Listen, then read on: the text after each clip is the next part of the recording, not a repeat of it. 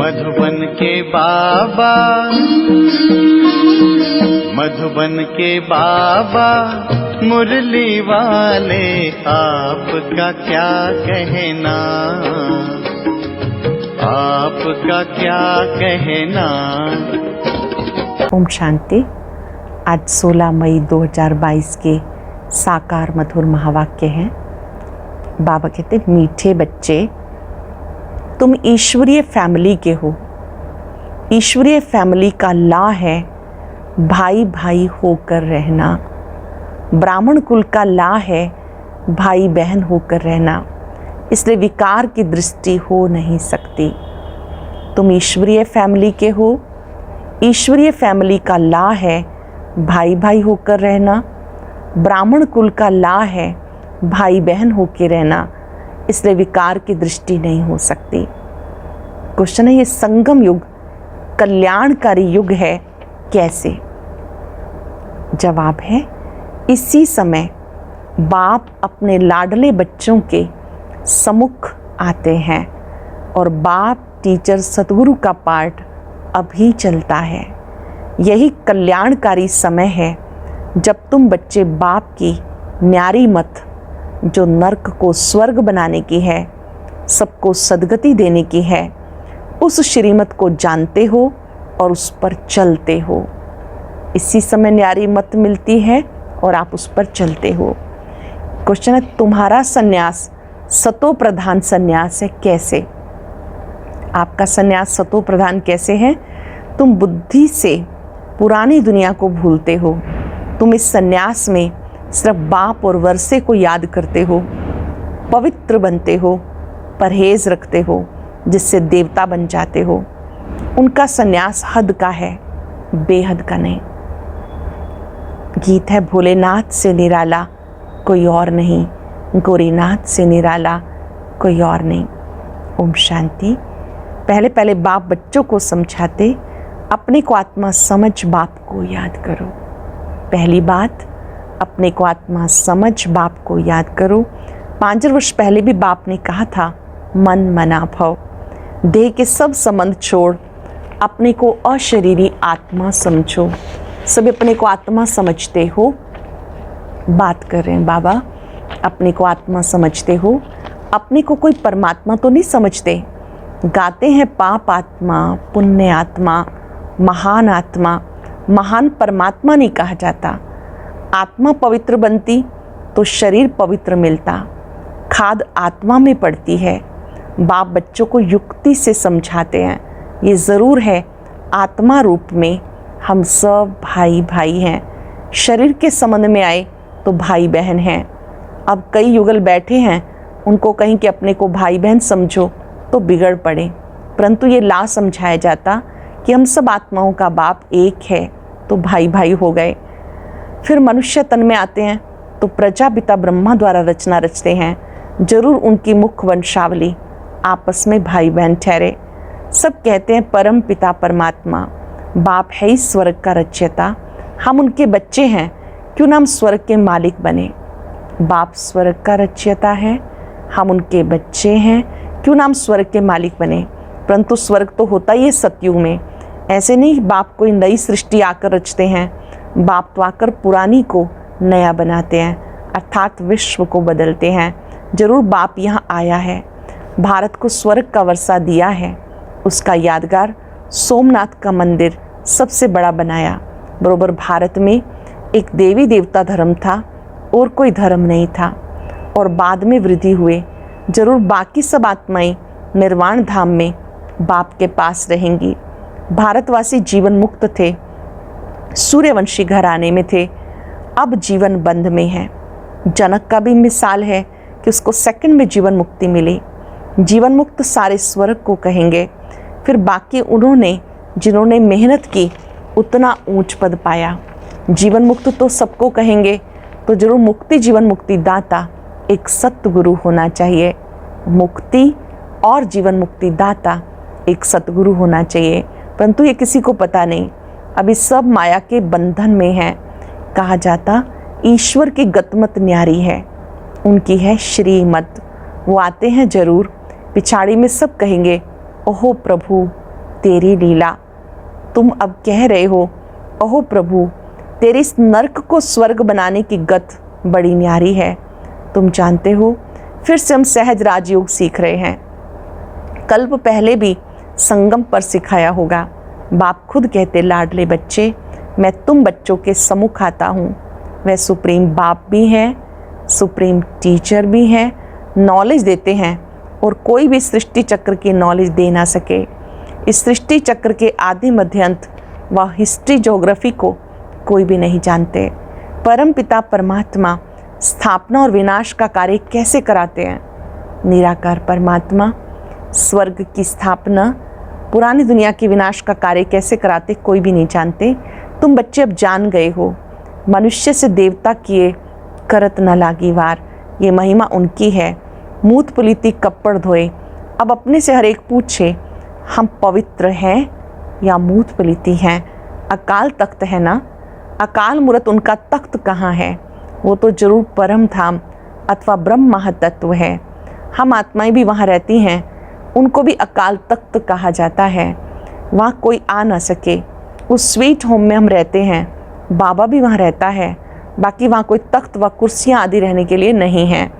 वहाँ तो अशरीरी हैं। मूल वतन में सब अशरीरी आत्माएं हैं। तो समझाना चाहिए, सेकंड में जीवन मुक्ति मिलती है, अर्थात लायक बनते हैं।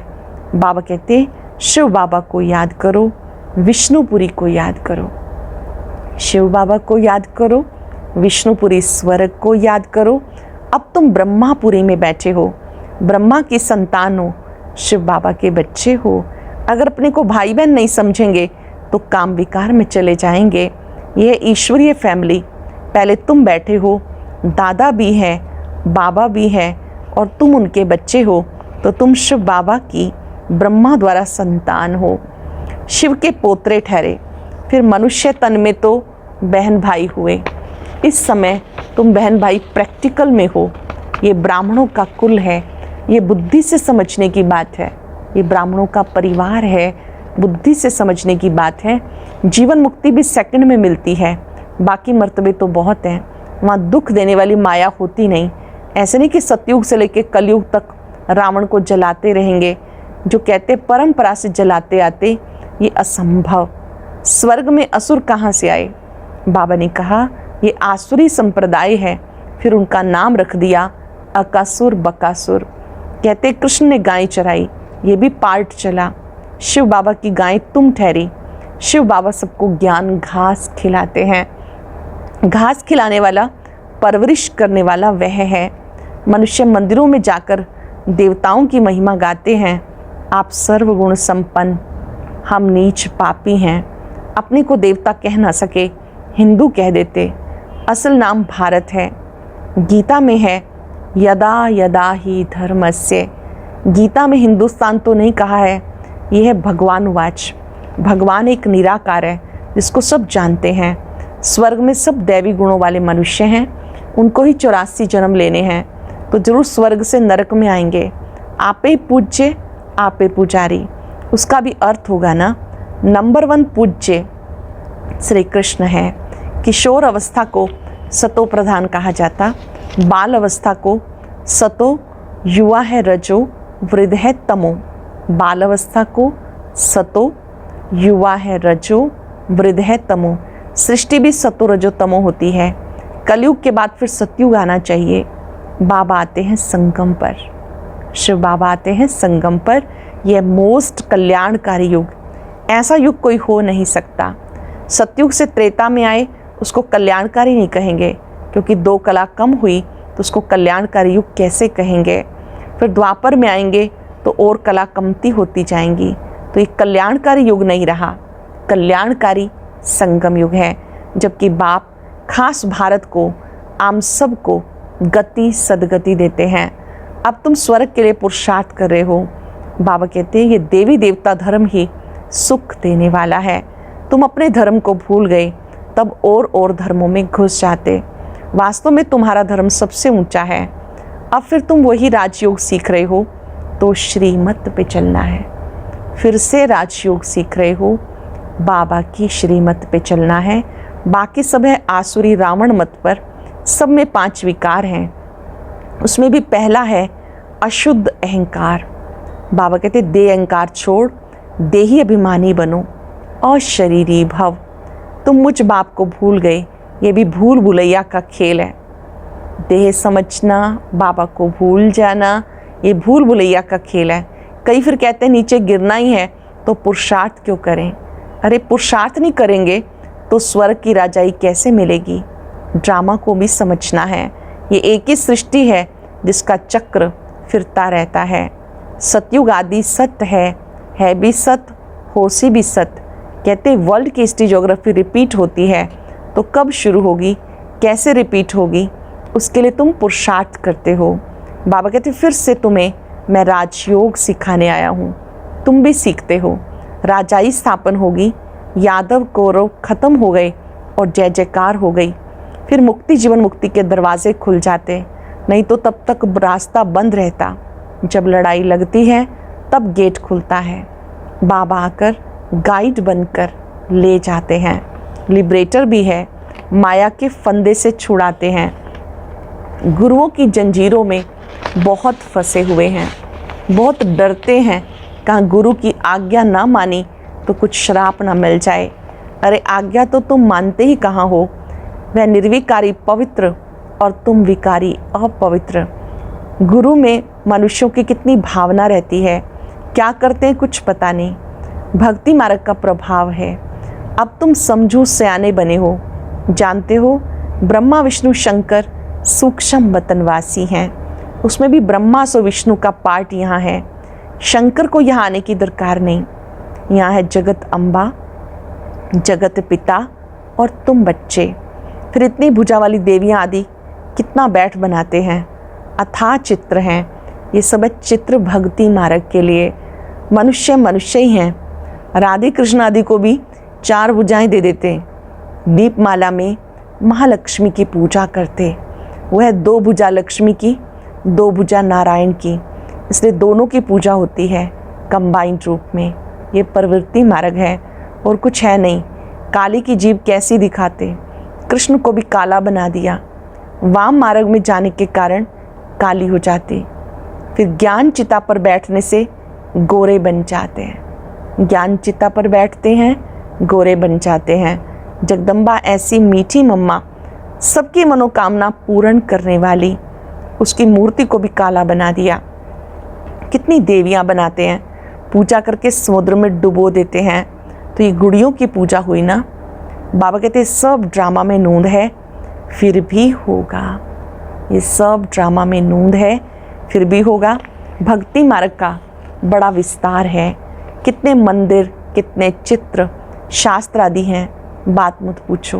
Waste of time, waste of money. मनुष्य बिल्कुल इस समय तुच्छ बुद्धि हैं, कोड़ी मिसल बन जाते हैं। बाबा कहते हैं भक्ति मार्ग से भटकने से मैं तुम्हें छुड़ाता हूँ। बाबा इन झंझटों से छुड़ा देते। सिर्फ बाप को, वर्षे को याद करो। पवित्र जरूर बनना है, परहेज भी रखनी है, नहीं तो जैसा अन्न वैसा मन हो जाता है। सन्यासियों को भी गृहस्थियों के पास जन्म लेना पड़ता। वह है रजो प्रधान सन्यास, यह है सतो प्रधान सन्यास। तुम पुरानी दुनिया का सन्यास करते हो। उस सन्यास में भी कितना बल है। प्रेसिडेंट भी गुरुओं के आगे माथा टेकते हैं। भारत पवित्र था, उसी की महिमा गाई जाती। भारतवासी सर्वगुण संपन्न थे, अभी तो संपूर्ण विकारी हैं।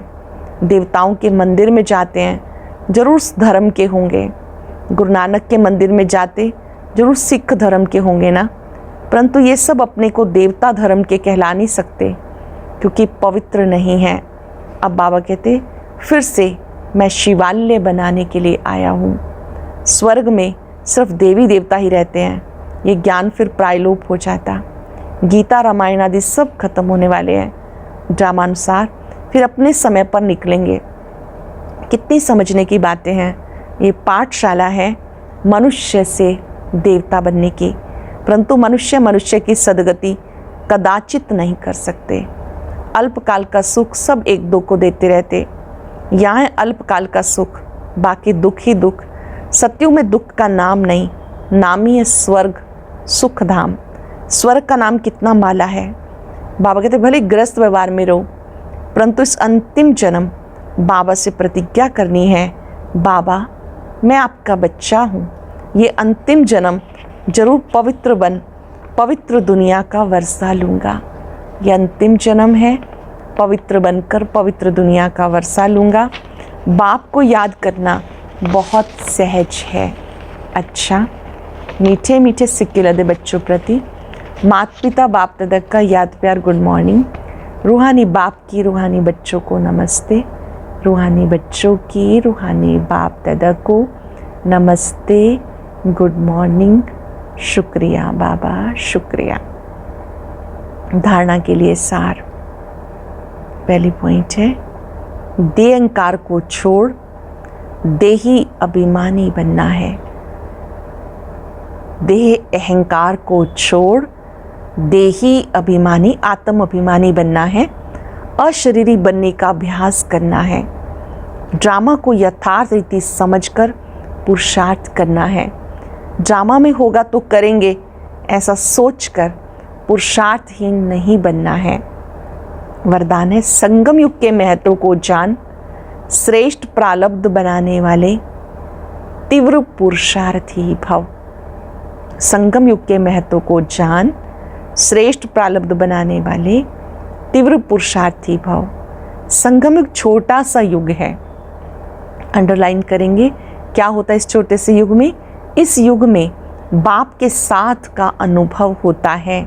संगम का समय और ये जीवन दोनों ही हीरे तुल्य हैं। संगम का समय और ये जीवन दोनों हीरे तुल्य हैं। तो इतना महत्व जानते हुए एक सेकंड भी साथ को नहीं छोड़ना। सेकंड गया तो सेकंड नहीं गया, बहुत कुछ गया। सारे कल्प की श्रेष्ठ प्रारब्ध जमा करने का युग है। अगर इस युग के महत्व को भी याद रखो तो तीव्र पुरुषार्थ द्वारा राज्य अधिकार प्राप्त कर लेंगे। अगर इस युग के महत्व को भी याद रखो तो तीव्र पुरुषार्थ द्वारा राज्य अधिकार प्राप्त कर लेंगे। सरल शब्दों में संगम का महत्व सदा बुद्धि में याद रखना है।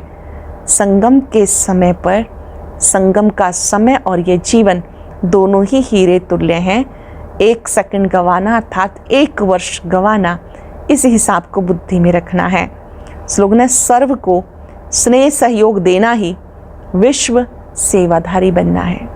सभी को स्नेह देना, सहयोग देना, यही विश्व सेवाधारी बनना है। ओम शांति। और अब यह एक बहुत अच्छी वीडियो भी जरूर देखें।